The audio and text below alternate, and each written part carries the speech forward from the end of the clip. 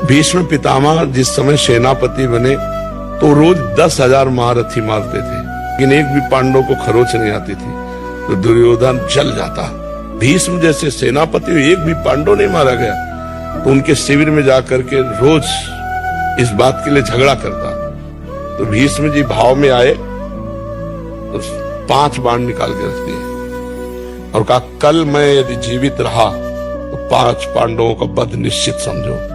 खबर फैल गई पूरे दोनों शिविरों में। इतने में द्रौपदी जी आ गई। बोले प्रभु सुना? बोले हाँ। द्रौपदी जी का, अच्छा अपने दासी के कपड़े लाओ। भगवान ने दासी के वस्त्र पहने। द्रौपदी जी का आगे आगे चलो भीष्म पितामह के शिविर की तरफ। सीधे भीष्म जी के सामने गए। वो संध्या के समय जप कर रहे थे। जाकर प्रणाम किया पितामह, तो उनको भी यही बात समझ में आई कि दुर्योधन की पत्नी आई है, का सौभाग्यवती भव। संध्या का समय था।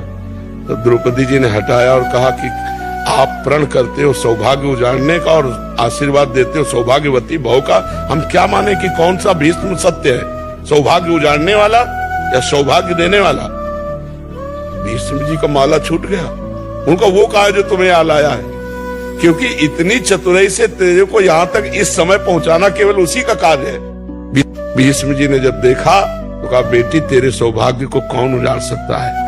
हम जैसे सैकड़ों भीष्म तो भी नहीं उजाड़ सकते, जिसका रक्षक ये गोविंद तुम्हारे लिए दासी बन के आया है, तुम्हारे पति। तब भगवान से कहा, मेरा प्रण तो तुम तोड़ दिए, लेकिन तुम्हारा भी प्रण तोड़ूंगा कल।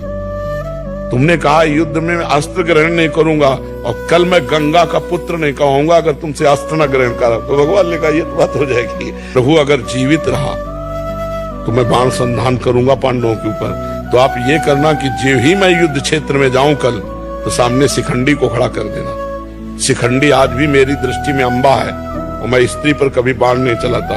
इतने में अर्जुन से कह देना मुझे बाणों की सैया पे सुला दे। अब भगवान लौट करके आए तो देखा पांडव चैन से सो रहे हैं। तो पांडवों को जगाया। उनका भीष्म ने प्रतिज्ञा की है 5 पांडवों को मारने की। बोले हाँ पता है। बोले तुम चैन से सो क्यों रहे हो? बोले जिसके तुम रक्षक हो तो चैन से हम सोए, आप खुद व्यवस्था करो। अगर भगवान का भरोसा है तो चैन से सोओगे, वो व्यवस्था खुद कर देंगे।